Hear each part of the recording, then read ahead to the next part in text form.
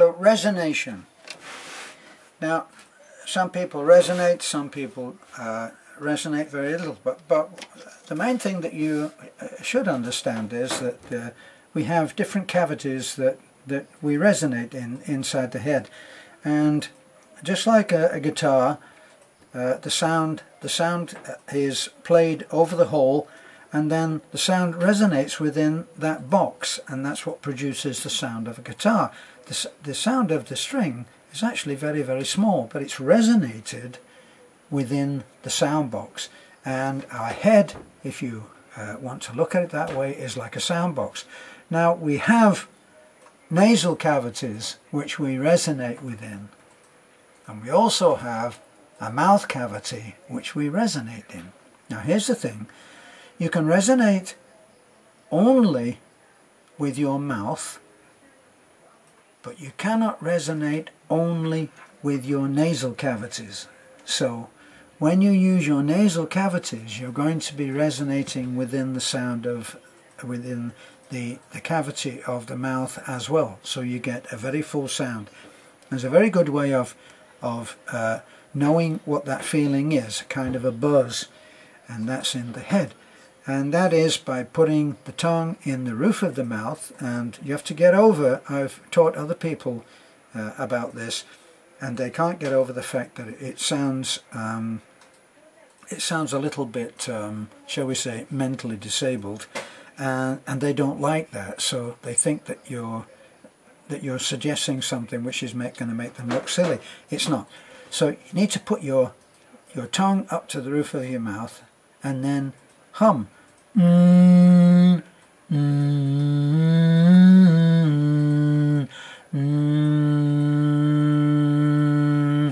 And you will feel the resonation occurring in here.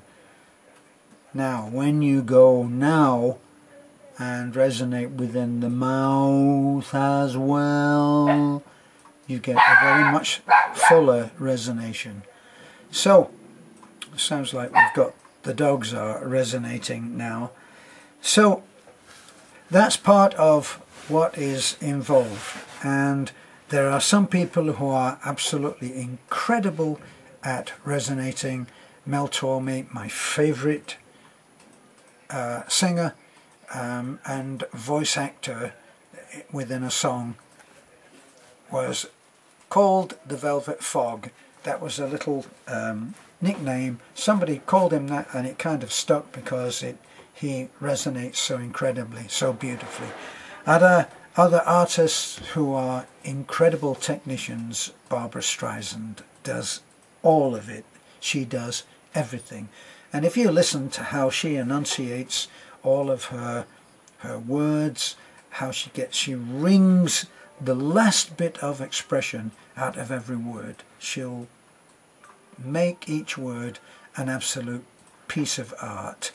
And so when you actually are trying to cultivate a great sounding voice, these are the kind of people that you should be listening to, because they don't just throw the word out, they actually they sculpt the word, they make it, as I say, a thing of great beauty.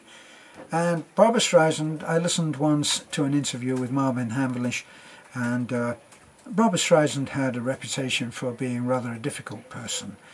But Hamlish said that it was Barbra who always said, why don't we do another one?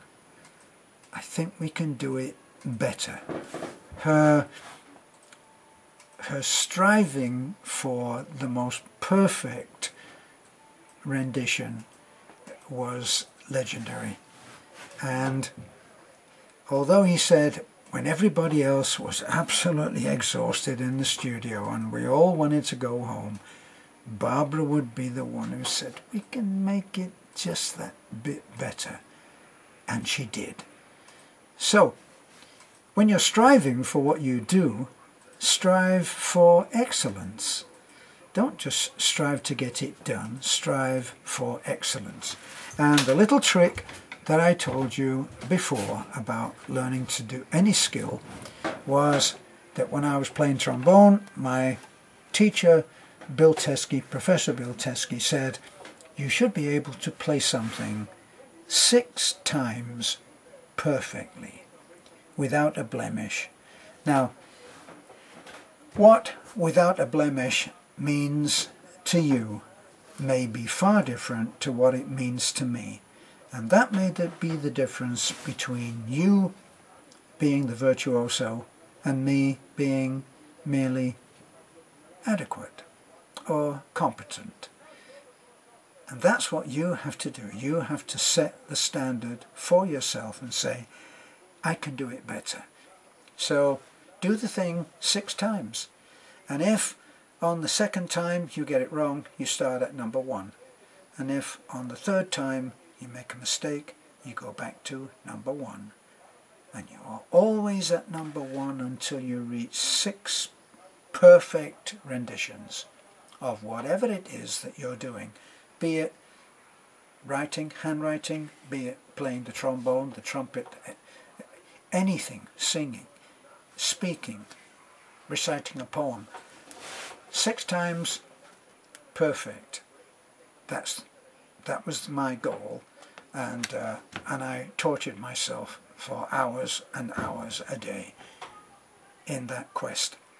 So, what's the other thing that you need to go? Moving on, you need, of course, to breathe from the diaphragm. If you don't breathe from the diaphragm, you're not going to get any power. So you need to have it so that it's generated from the stomach. Now, here's the difference. If you take a bucket of water, what is controlled from the diaphragm? If you take a bucket of water and you pour it over the car, it's all gone. Now it had that much, it had a bucket of power inside it, but you put it out of an opening about this big, so it went, it's gone. Now, you can take the same amount of power. Somebody at one time in the city had a very clever invention.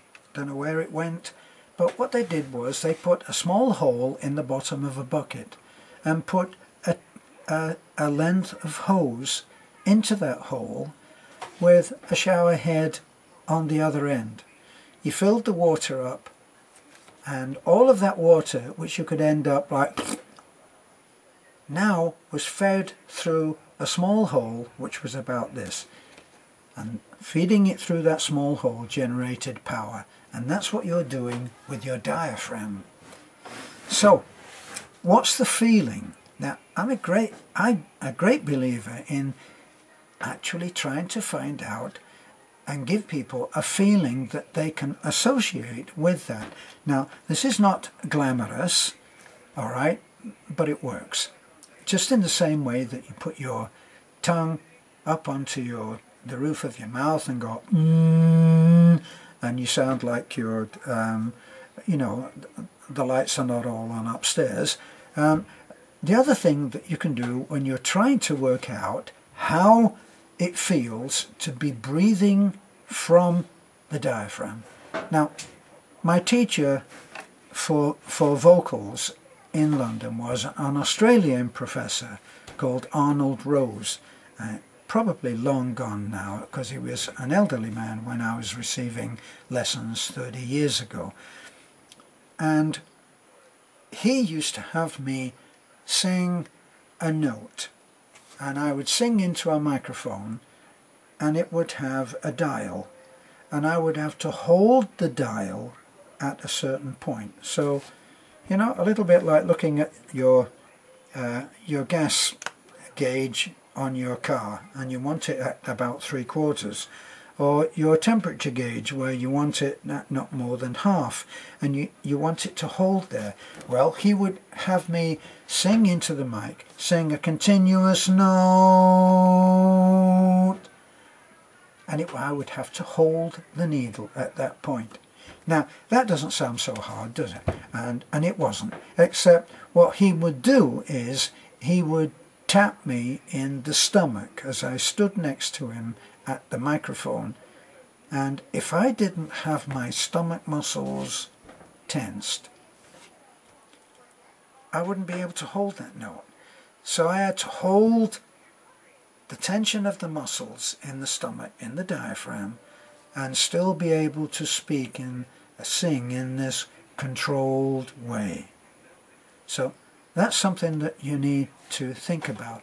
Now, what is a way that you can be shown to be using your diaphragm? Well, as I said, get ready, because it's not romantic, but when you go to the toilet and you're squeezing one out, sorry about that, but sometimes these things are that way, and sometimes it's easy, and then sometimes it's like giving birth, isn't it? So if you are trying to do the job and it ain't coming, there's your diaphragm. And the other thing is, very, very simply, and slightly more romantic or slightly more palatable, and that is a cough. You cannot project something out of your throat like this. You can't do it if you're not using the diaphragm. So there's two reasons for why you should concentrate on those two bodily functions in order to perfect what you do. Okay, well, what's the next thing that you should actually be trying to perfect? All of the vowel sounds, you know, A, E, I, O, U. So you're going to be going A, E, I, O, and you're going to be doing those so that you actually are opening things up. It's not a case of looking good. You're going to go, no, that's not going to work. You're going to look ugly. Okay, so get used to it. If you're in the Philippines, pang it. That's the one. So there's that. Now, there's what you do with the note. There's hard edge and soft edge. Now, hard edge, everybody knows what hard edge is if they listen to a certain singer. So, if you listen to the Beatles, I'll draw on those that I know. If they were singing Lucy in the Sky with Diamonds, they were singing hard edge. Lucy in the sky with diamonds. It's a hard edge. And they'd be singing a lot higher than that. So, hard edge. There's hard edge and there's soft edge, right? So, if you start to go onto a more romantic tune, you will be looking at a softer sound, the most beautiful sound I ever heard, Maria. Soft edge. So you need to be able to think in terms of what will give you the sound of a soft edge. Now, in the army, they teach you how to remember the different intervals by giving you a tune. So if you want to know a particular interval, like a perfect fifth is lights out. Bo-dee, do-dee, do-dee, do-dee-dee-dee-dee-dee-dee. Lights out. And there are tunes for everyone. The British Grenadiers, bum bum bum bum bum bee da bum bum bum bum. I think that's a perfect fourth. It's been a long time. So you have to know these things. And then the sound is depending on where you're going to put it. Are you going to put it up in the head? Are you going to put it down in the voice? Or up in the head like this? A lot of people sing like this, you know. A lot of people, they actually talk like this. Think about little kids. Dad, can I do this and can I do that? The sound is right up in the head like this. Or in the case of the video that we took today of the work in progress at the Lola and Lolo's house, there was a little girl there who had a deep voice like this. And she's only a little girl. It was amazing. And you will hear that on the video. That will make you smile. So there's that. The cover. What my teacher Arnold Rose used to call cover. And that is the amount of breath that you put to cover the note. And that is all about interpretation. And you need to know these things so that you can call on them. And because this is a video, you can play it over and over and say, well, I didn't quite get that. I'll go back and listen to it again, and you'll be able to do that. And when you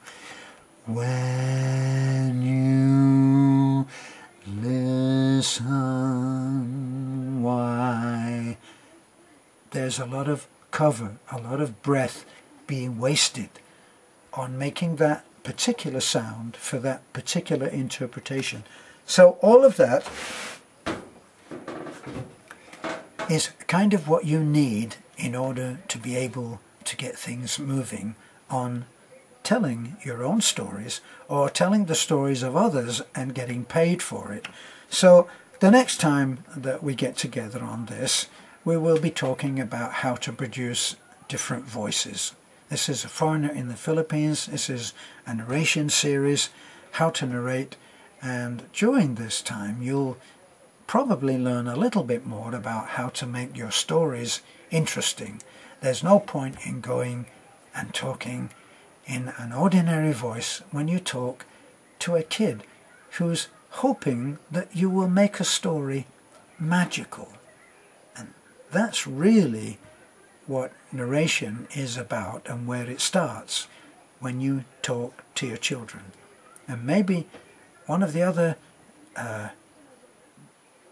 videos that I can do, I'll get Bachoy in and he will show you how listening even to the sound, because he doesn't speak English, can be magical to a child if you bring it alive in how you tell it. This is A Foreigner in the Philippines. Thanks for looking in. Bye for now.